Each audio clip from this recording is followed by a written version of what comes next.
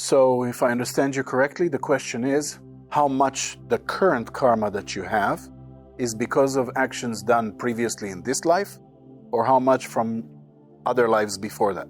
I don't think anyone managed to quantify this, and it's very hard to know. What you can maybe superficially evaluate is by seeing what kind of karma you're encountering at this time in your life. Let's assume a person is encountering a karma where, let's say, they have more violence. That's a classic example. You see that there's more violence in your life. You get more into accidents, people get more upset with you, you get into fights or something like that. Not that it's you, I'm just saying as an example. Then it's very straightforward to think that that is a karma that comes as a result of doing violence by yourself in the past. You've done violence and now you encounter violence. That's how karma manifests. So you can ask yourself, have I, as a young person, went around being a bully or doing some violent activities? Then perhaps now it's coming back to me.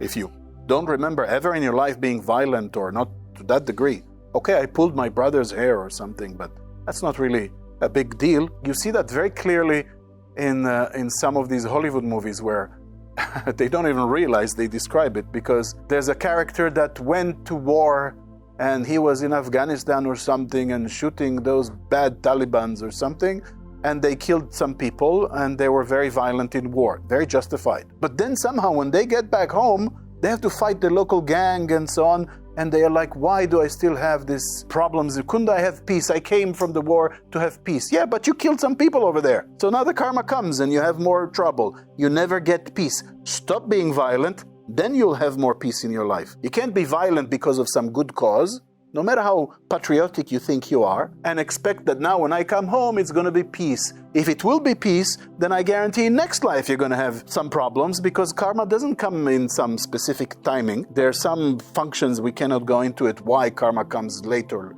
or early, but that's a big story that we can't delay too much on. It's not so relevant, really. But it will come. Sooner or later, it will come. Maybe you'll have a few years of peace. Maybe next life, you are born straight into a violent house or something, and we say, poor child, why was he's so innocent. Yeah, but in previous life he was an assassin or something. So maybe he's not that innocent, but we cannot see these things. So that you can evaluate. It's very clear. I'm having a problem, let's say, sexually, but maybe when I was in this life, in early years, I've done some stupid things sexually. Then it makes automatic sense.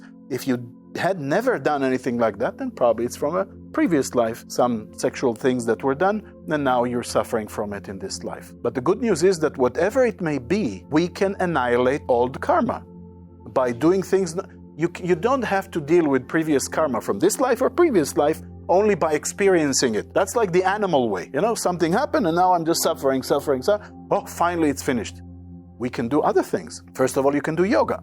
Yoga accelerates the elimination of karma without having need to suffer from it, because you're doing other methodologies that eliminate previous karma. We call it in Raja Yoga, it burns old samskaras. You could do meditation techniques, you can do special techniques which are uniquely for burning karma, but that we teach in our courses in other situations. In level 3, we introduced the first technique, which is strong for burning karma, and then in Kundalini, with Kundalini you can burn a lot of karma quite quickly. So there are methods. You can burn karma by doing what we call tapas. Tapas is taking a discipline that for a certain period of time, you are disciplining yourself to do some spiritual practice.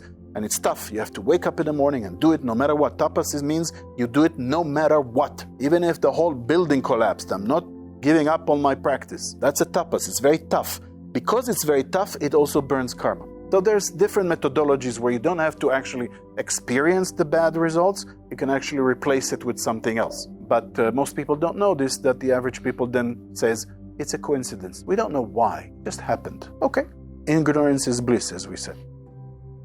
So when a person is activating Kundalini 100% or reaching enlightenment, what does it mean? Is that the goal, or is just that a stepping stone towards something else? It could be both. It is the goal ultimately, but for some spiritual practitioners, when they do reach the full enlightenment, let's say through Kundalini, whatever, for them they feel that they will not just let go and reach the divine and stay there, but they want to continue helping others. This is the Bodhisattva principle in Buddhism, and it is similar in the yogic tradition. They don't call it by a name, but it's compassion that you find some gurus, they have it.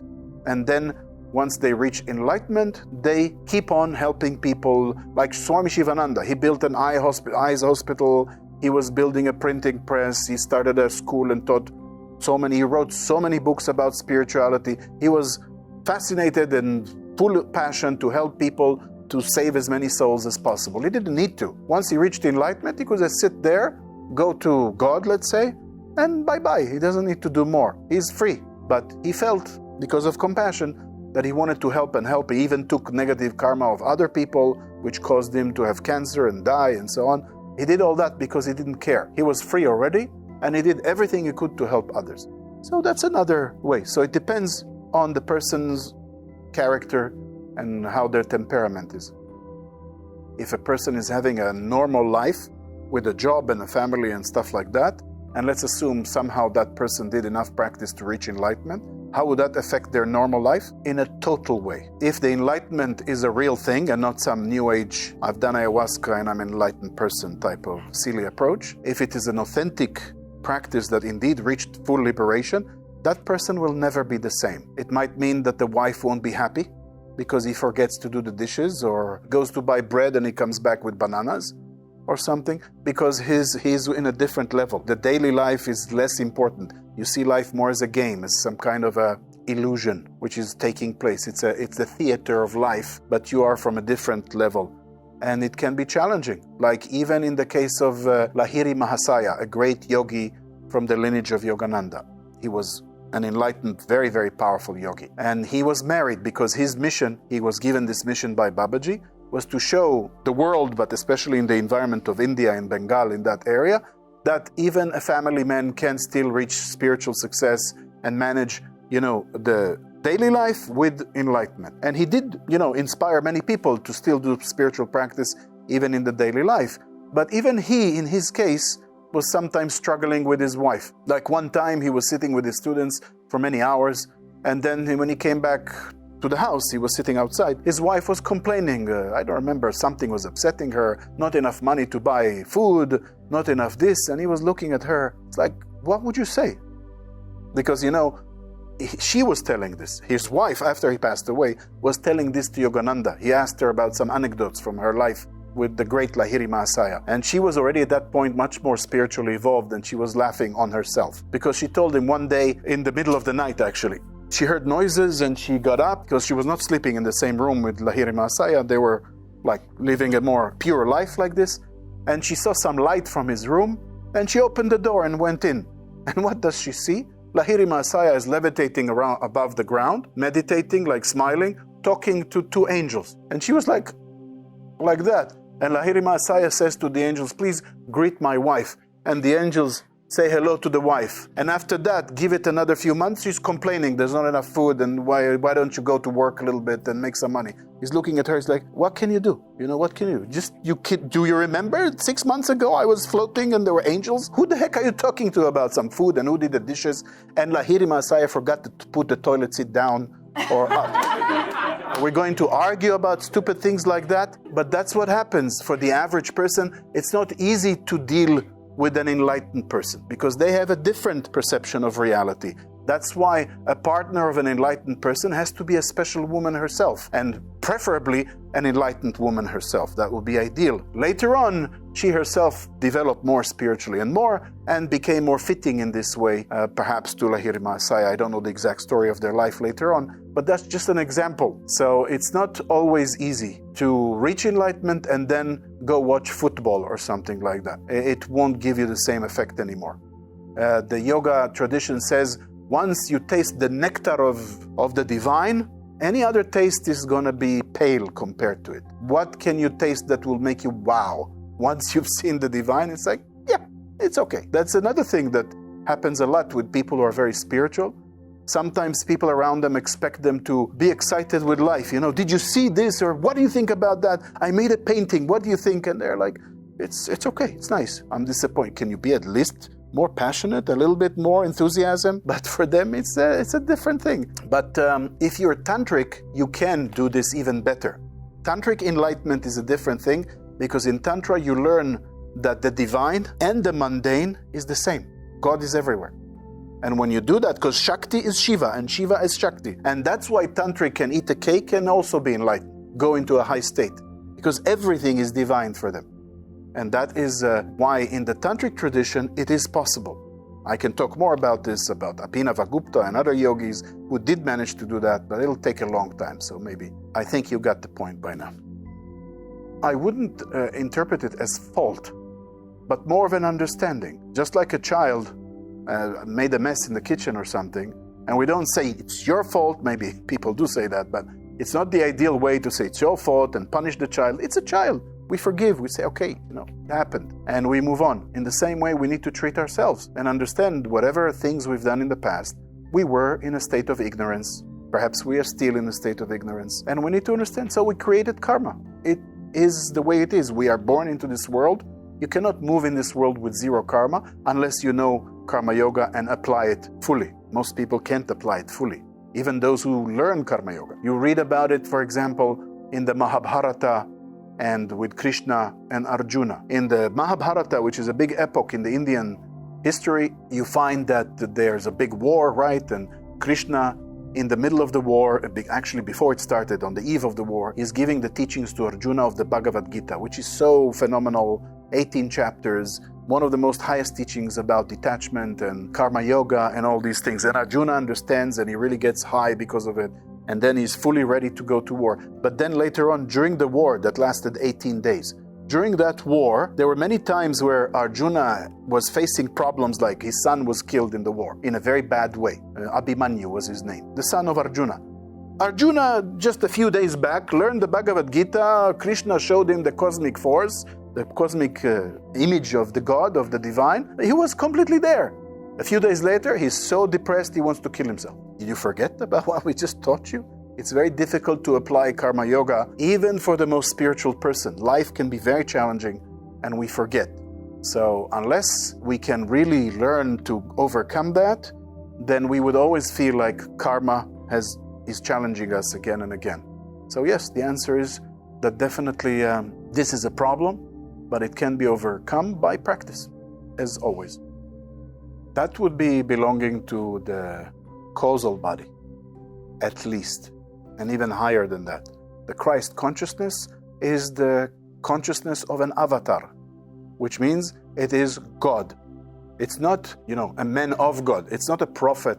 It's not someone who reached enlightenment.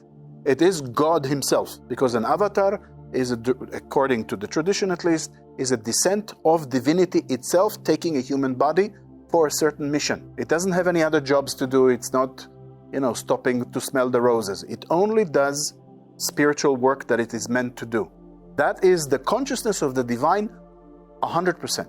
That's the Christ consciousness. Yogananda, in this case, is talking about it because that would be the ideal. If we can get to the level that we somehow embody the Christ consciousness, that would be enlightenment. That would be beyond enlightenment. It will be like unification with God. So that's what it means, if that answers your question. So what is the relationship between Jivatman and the soul? The word soul is a word that comes from the English language, or maybe it has origins in other languages, but we use it mostly in the English language. And it signifies like our true self or something like that. It's not exactly the same as Jivatman.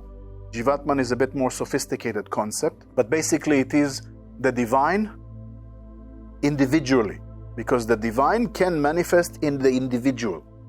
It's not ideal because the divine originally is without differentiation. There is no you, me, or any separation. The divine is without that kind of separation. But the divine does that, somehow puts him on himself the ignorance. It's like the divine plays with itself. You play hide and seek with yourself. And by doing that, suddenly I am many, and suddenly I forget that I am one. And now there are many. And that state, the one that is in individual, is the Jivatman. It is the life, the soul, in English would be the best word, in the individual. So it's a very similar term, but in the yogic tradition, it is more sophisticated. There can be a lot more to be said on this. But in English, we just say it's the soul. It's this true self, like the immortal soul, they say in religion. It's the immortal soul of the human being. It's very, very much close to the idea of Jivatman. But the religious environment where they speak about the soul, they won't say the soul is necessarily like actually God differentiating himself, making himself suddenly forget it's like a game in order to be in the many. They don't go into such details. That's the big difference. The subtle layers of the cosmos. So where can you read about it? You can study it when you go more into the Vedic and Hindu teachings, not necessarily specifically yoga. In the Sankhya philosophy, for example, they talk about the lokas. The lokas, and basically Hindu cosmology talks about these different levels in the universe, and there you can find a lot more information about that. There's even some people I think I've seen, I don't know if it's there anymore, but I've seen some video done on YouTube where they talk about Hindu cosmology, and they give some very nice computer images where they describe the different levels. This is where I would look into. There's books on the subject, but right now nothing comes to mind of a book I can recommend, but I'm sure there's books that discuss the different lokas and the different levels of the universe. I think we'll conclude for today. It's been a long day, so thank you all very much.